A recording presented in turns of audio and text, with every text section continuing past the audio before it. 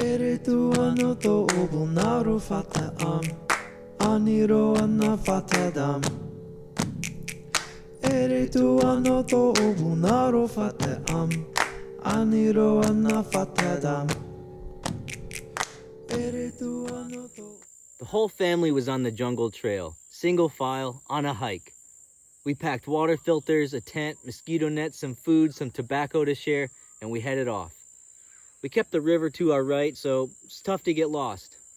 We wound through large patches of bamboo, patches of sack trees with 5-inch needles sticking out from the trunks. And even in the back, I walked through way too many spider webs. Being the tallest in the family on a jungle hike is not ideal.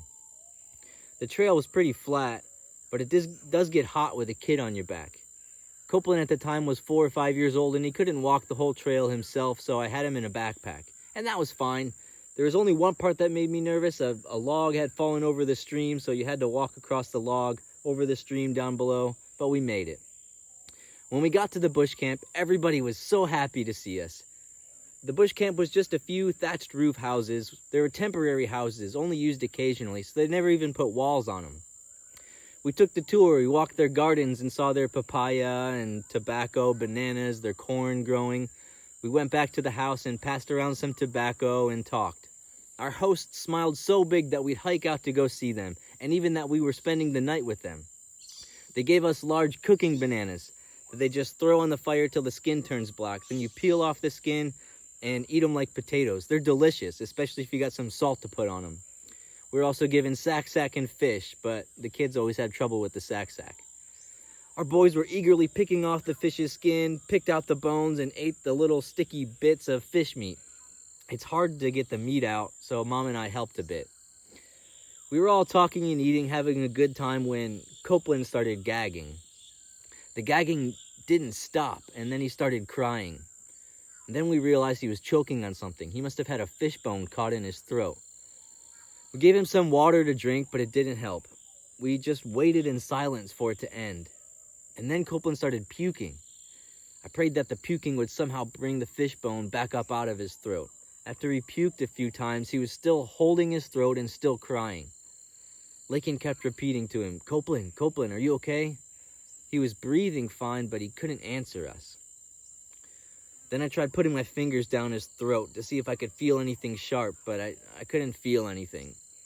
And this is when we really started to sweat. But our Wabaku friends knew exactly what was happening. It's pretty common for kids to choke on fish bones. They're tiny, transparent bones. Sometimes even bigger ones will hide in the white fish meat. They were sympathetic, but there was nothing that anybody could really do. We tried giving Copeland some more water, but it didn't help. Lakin looked at me with real concern, and I had no ideas. I prayed that God would do something here. We were an hour hike away from home, but even at home, what could we do? I'll confess that in those minutes waiting for Copeland to puke up a fish bone, I regretted being there. Not just on that trip, I regretted bringing my family to Papua New Guinea at all. I was frustrated with God, wondering where he was. God, we're sacrificing to be here so that others can hear about you. Is that not worth your protection? Is that not enough for you to want to help us? Those were my thoughts, but they hid a misunderstanding. Our good works don't earn God's favor. God already loves us. Whether we're buried in the jungle to share the gospel or sitting safely at home in America, he already loves us. My frustration was misplaced, misinformed. I didn't see that then, but I can see it now. In those moments, watching my son in pain, crying, unable to do anything to help him, I felt like a failure. A failure as a father, failure as a husband. Was I too reckless with my family? Are we risking too much? I can't run him to the ER now because of my choices. Maybe coming here to PNG was all foolishness. Maybe it was just my own ego that brought us out here, and an overambitious vision of planting a church in a tribe so that I can have a cool story to tell at the cost of my family's safety and health.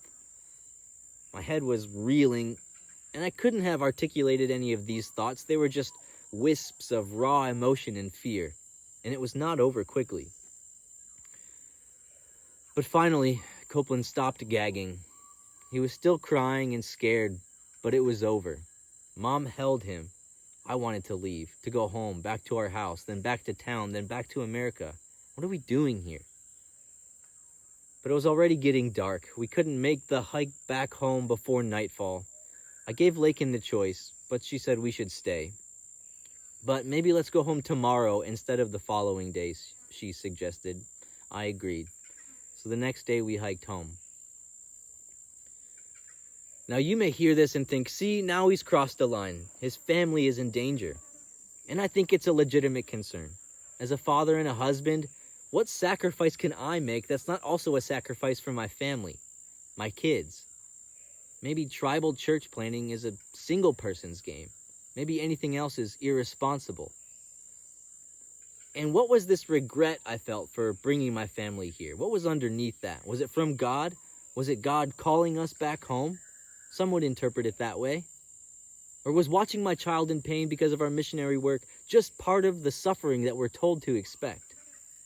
How was I to consider it all joy, like James says, as I encountered this trial of watching my young son choke on a fishbone?